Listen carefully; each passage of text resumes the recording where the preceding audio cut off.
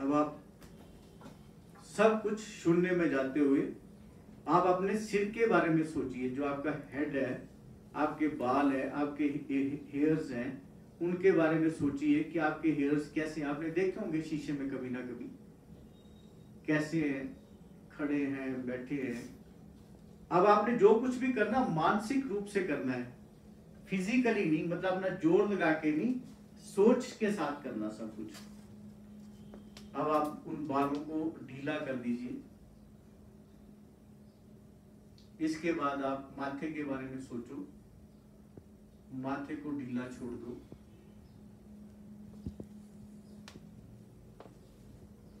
आपके कान कुछ सुन रहे हैं कि नहीं सुन रहे हैं, इनको इतना ढीला छोड़ो कि कुछ सुनने लायक ना रहे। अपनी आंखों के ऊपर जो आपकी भवें है, इनको ढीला छोड़ो। आईलिड्स, जिससे आप आंखें बंद करते हैं, उनको ढीला छोड़ो। आई बॉल्स, जो आपकी आंखें हैं जिससे देखते हैं, उनको ढीला छोड़ो। आईलिड्स को ना थोड़ा रिलैक्स कर दो। आपने आंखें दबाई हैं, इसको छोड़ दो। आपने नाक की तरफ ध्यान दो, ढीला छोड़ दो। आपके दो होंठ है ना, जो लिप्स जिनको बोलते हैं, आपस में चिपके हुए हैं, इसको ढीला छोड़ दो। अपनी जीवा को तालू के साथ मत चिपकाओ, उसको ढीला छोड़ दो। दांतों की ऊपर के और नीचे का जो जबड़ा है, उसको ढीला छोड़ो, एक दूसरे से अलग कर दो। गले को ढीला छोड़ो। कंधे के बारे में सोचो, कंधों को ढीला छोड़ो। कोहनियों को ढीला छोड़ो। दोनों हाथों को अलग करके ढीले फेंक दो।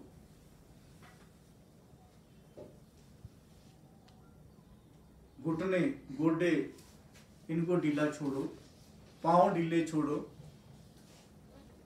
एड़ियां ढीली छोड़ो। पांव और घुटने के बीच में जो अंदर की तरफ को मांसपेशियां होती हैं, इनको ढीला छोड़ो। आपको पता है, ये इनको भी लाइफ में ऐसे बोलते हैं कि ये आदमी के दो अलग दिल होते हैं। एक तो दिल होता है, ये अलग दिल होते हैं। जब आप चलते हैं तो ये पूरा का पूरा ब्लड आपका ऊपर को फेंकते हैं। इनको ढीला छोड़ो आप। पांव की उंगलियां ढीली छोड़ो। ये तो आपने ढीला छोड़ा अपना बाहर का शरीर। अब अंदर के शरीर में आ जाओ। सिर के बीच में आपका होता है पेट्यूटरी ग्लैंड। इतना बड़ा ग्लैंड होता है, इतना समझदार होता है। आप खाना खाते हैं, कितना एसिड गिरना है, कितना बेस गिरना है। आपको कहीं चोट लग जाए, वहां पे खून की क्लॉटिंग होनी है। आपको कहीं ठंड लगे तो ये बताता है कि कपड़ा ऊपर ले लो, ठंड है। भूख लगे तो ये बताता है भूख है, खाना खा लो। पेट भर गया तो ये बताता पेट भर गया। कितना बड़ा ग्लैंड है, इसको ढीला छोड़ो।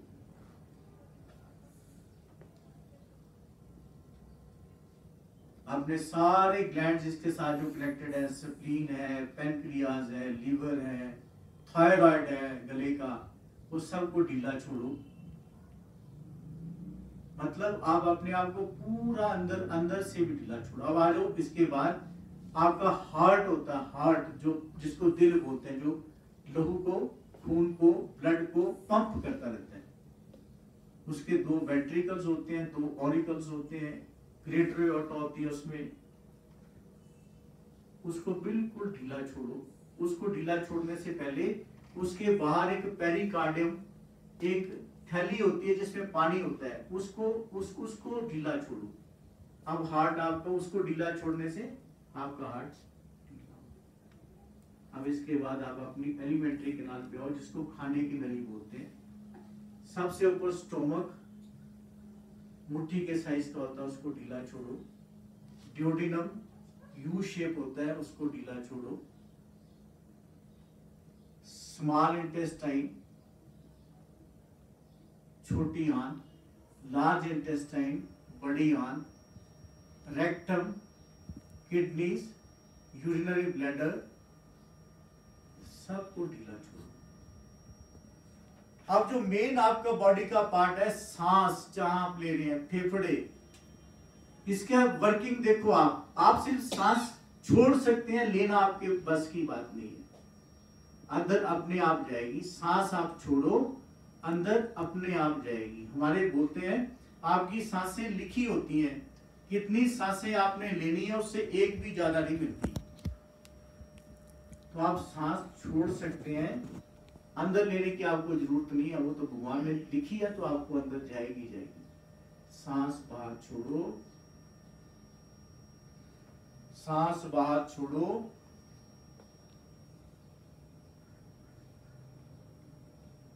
सांस बाहर छोड़ो,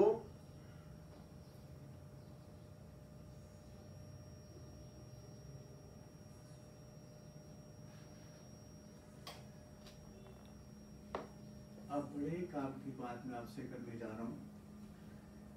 जब हम इस दुनिया में आते हैं, हमारी उम्र अगर 100 साल 100 ईयर ले ली जाए, तो हमारे पास जीने के लिए कितने दिन होते हैं? कभी हमने हिसाब नहीं लगाया, पर आज लगाते हैं। 365 दिन एक दिन में, 100 साल में 365 के आगे 2 जीरो लगानी पड़ेंगे ना। 36,500 दिन। कितने दिन हुए? 36,500 दिन। कब होंगे? अगर हम 100 साल 100 ईयर्स जिएंगे। हमने उसमें से कितने काट लिए? लगभग आधे, 20,000 के पास हम काट चुके हैं। बाकी कितने बचे? 18,000। अब इन 18,000 दिनों में आप सोचो कि जो लास्ट के 20 साल हैं 80 से 100, वो किस काम के होंगे? होंगे नहीं होंगे, उनको छोड़ दो। अगर तो हमारे पास बचे लगभग 13-14,000 दिन। इन 13-14,000 दिनों में आधे दिन चले जाएंगे सोने में, तो बाकी बचे 6 to 7,000, 6 से 7,000 दिन। अब हम जो भी करेंगे, अच्छा बुरा, इकट्ठा करेंगे, छोड़ेंगे, रखेंगे, किसी को दे देंगे, धर्म कर्म करेंगे, अपने ऐश करेंगे। कितने दिनों के लिए?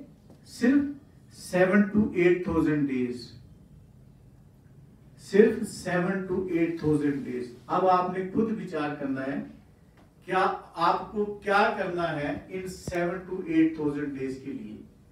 क्या आपको बहुत सारी प्रॉपर्टीज इकट्ठी करनी है? क्या आपको बहुत से मकान बनाने हैं? क्या आपको बहुत आगे तक पढ़ते ही रहना है? क्या आपको कुछ और करना है? क्या आपने कोई जिंदगी का आपके कोई पर्पस था, उसको सॉल्व करना है?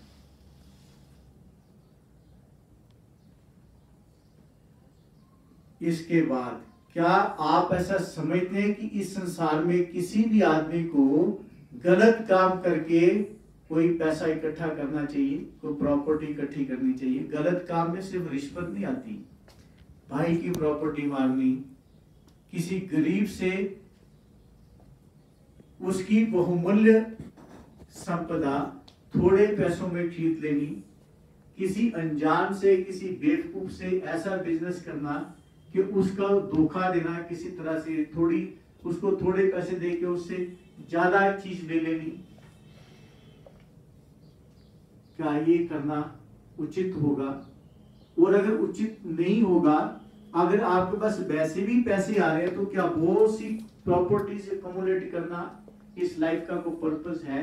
क्योंकि जो कुछ भी आपके पास होगा वो 7 to 8,000 डेज, 7 to 8,000 दिन से ज्यादा आप उसको यूज नहीं कर सकते।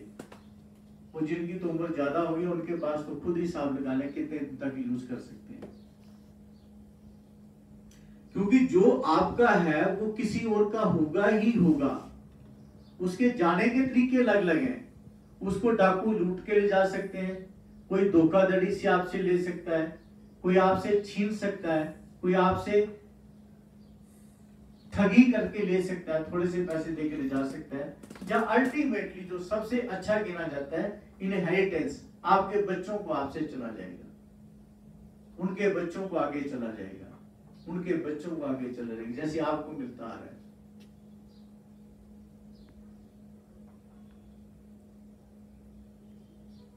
तो क्या आप इसके ऐसा समझते हैं कि किसी और के लिए आपने करना है? क्योंकि करने वाले तो ऊपर वाले ही हैं। जब आप पैदा हुए तो आपके लिए उन्होंने सारा इंतजाम किया था, और जब तक आप इस संसार में सारा इंतजाम वही करते हैं।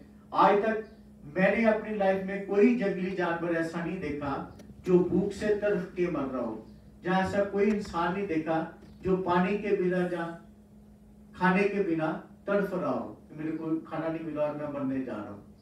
भगवान सबके लिए हर जगह हर कुछ पूरा देता है, वही उसकी सृष्टि है। फिर हम क्यों ऐसा सोचें कि आने वालों के लिए हमने करना है, जब हम अपने लिए करके रखे, कल को हमारे पास कम होगा तो हम इसका यूज करेंगे।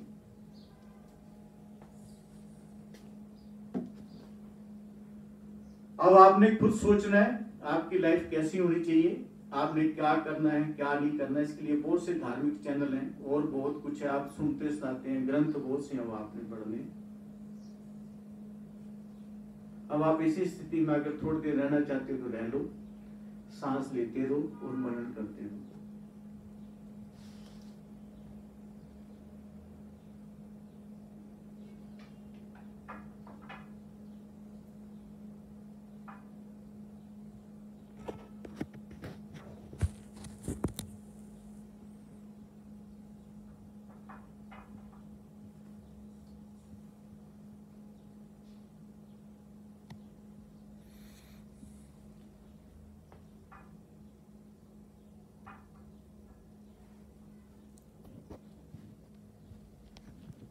अब आस्ते से आप अपनी आंखें खोल सकते हैं।